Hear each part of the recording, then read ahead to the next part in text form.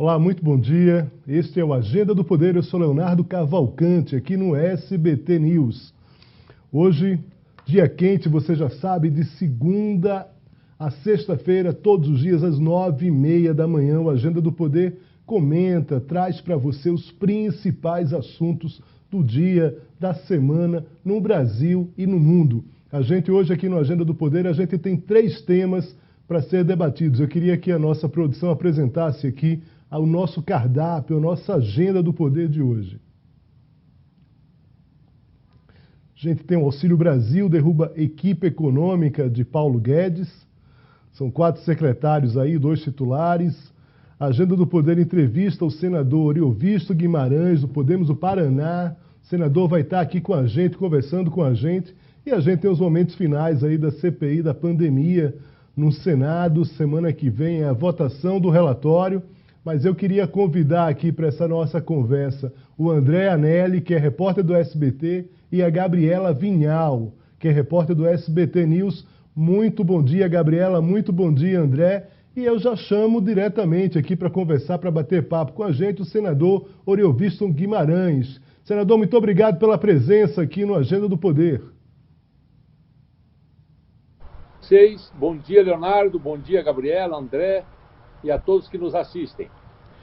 Senador, o senhor ontem fez um discurso no Senado, um discurso contundente em relação a essa questão fiscal do governo Bolsonaro.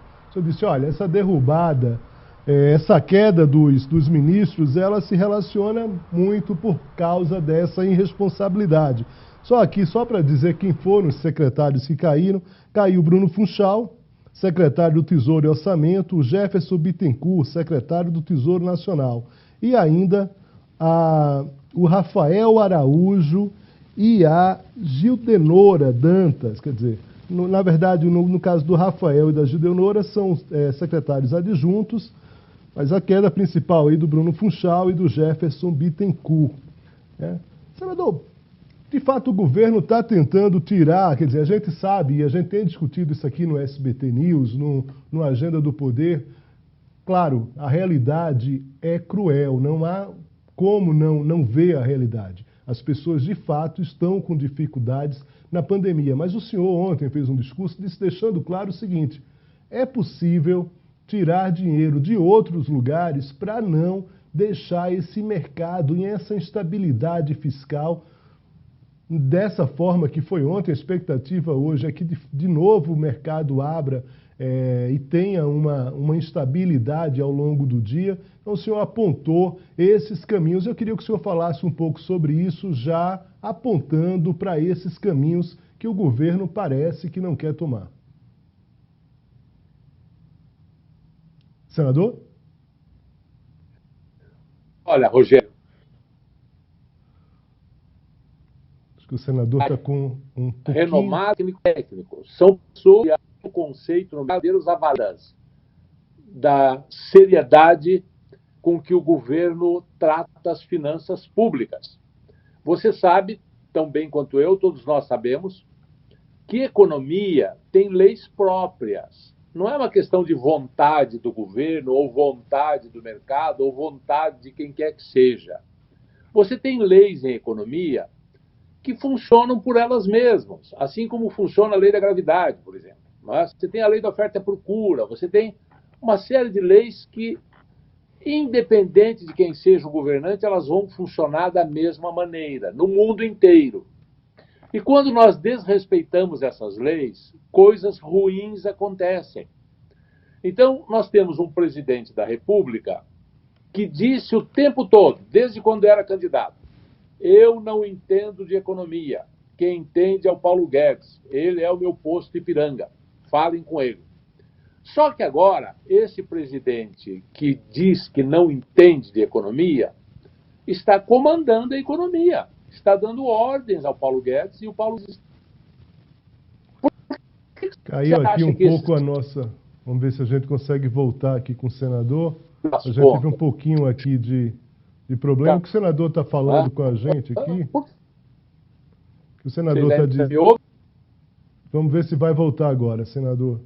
Você pode, Gabriela, refazer, o senador voltou com a gente. Você pode refazer a pergunta para o senador Euvício, que estava falando para a gente que depois de dizer que Bolsonaro, depois de dizer que não sabe nada da economia e que quem sabe de economia é o Guedes, quem está dando as cartas agora é o presidente Jair Bolsonaro. Gabriela, por favor, a pergunta para o senador.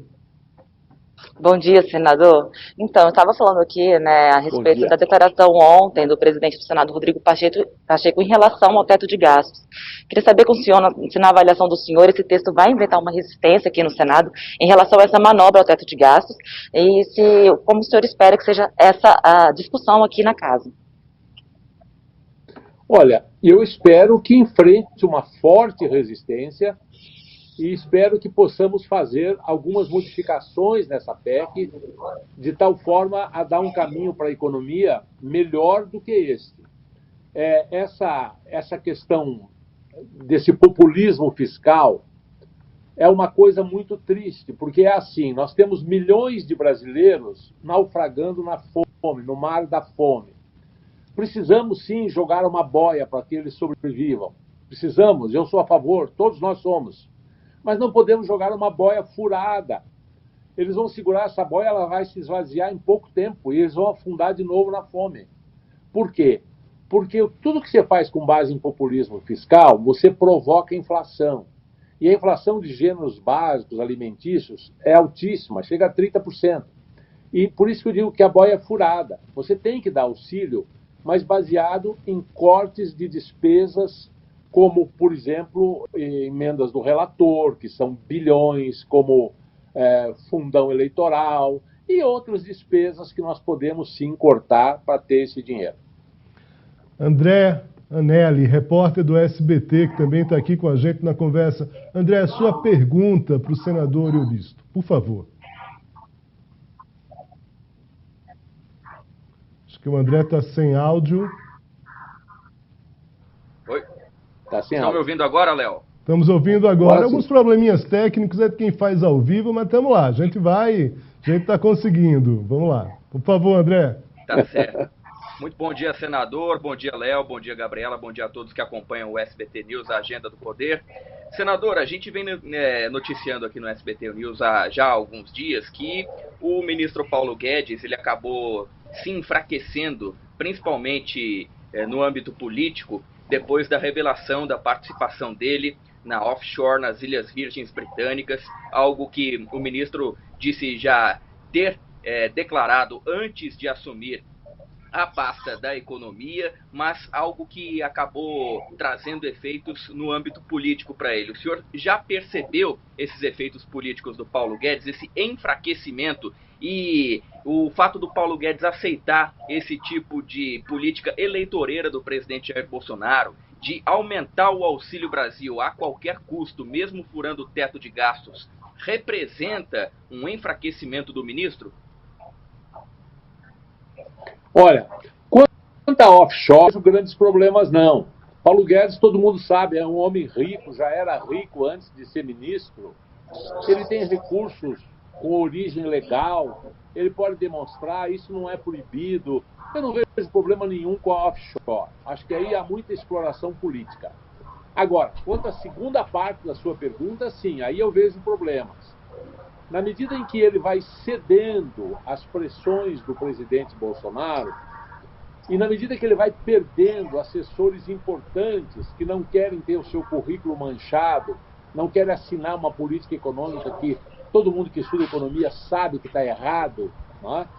Aí eu acho que o Paulo Guedes começa a perder a confiança política que o mercado tinha nele e ainda tem, não é? Eu acho que essa segunda parte, aceitar essas pressões do presidente Bolsonaro, aí não dá, aí não tem jeito, aí ele perde todo o capital que ele tinha. Senador Leonardo, de volta aqui, quais seriam, na avaliação do senhor, a dificuldade, o que representaria a saída hoje do time de Bolsonaro, do ministro Paulo Guedes? É claro que a gente está no campo da especulação, é claro que o presidente Jair Bolsonaro declarou hoje que o Paulo Guedes fica. De certa forma, essa saída dos secretários elas podem ser uma sinalização de que o Guedes deve permanecer e vai insistir, mesmo como o André falou, como o senhor já falou, enfraquecido, ele deve continuar. Mas o que é que poderia significar? Quer dizer, o que é que pior hoje na avaliação do senhor? É o Guedes ficar enfraquecido, continuar enfraquecido, ou acabar ocorrendo uma substituição para algum outro nome? Como é que o senhor imagina? O senhor é um político e trabalha com cenários, evidentemente. Qual é o cenário que o senhor vê a partir de agora em relação a essa política econômica personalizada aí no ministro Paulo Guedes? O senhor começou a entrevista de uma forma excelente, mais uma vez, dizendo, olha, o Bolsonaro dizia que não sabia nada da economia. Aí era tudo Paulo Guedes, era o posto Ipiranga. Agora, quem está mandando no posto Ipiranga e está dizendo que sabe da economia, não é mais o Paulo Guedes, não, é o próprio Bolsonaro. Quer dizer, não foi com essas palavras são minhas, evidentemente, mas eu queria saber, qual é o cenário que o senhor vislumbra, uma eventual saída ou esse desgaste mais prolongado do Paulo Guedes? A gente está falando aí de confiança de mercado, de confiança de investidores, de confiança desse setor produtivo, evidentemente. Então, Leonardo, o pior cenário para mim é o presidente Bolsonaro continuar mandando na economia, não ouvindo aqueles que realmente são do ramo. Ele não é do ramo.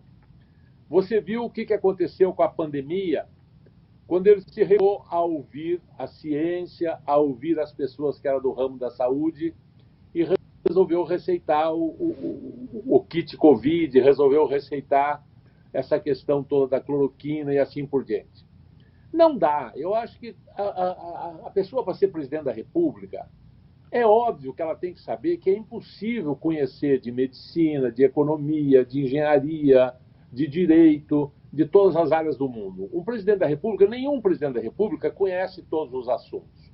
O que ele precisa é ter uma cultura geral e ter o bom senso de se assessorar bem e entender que quando alguém que é especialista está dizendo que não é por aí o caminho, respeitar essa opinião.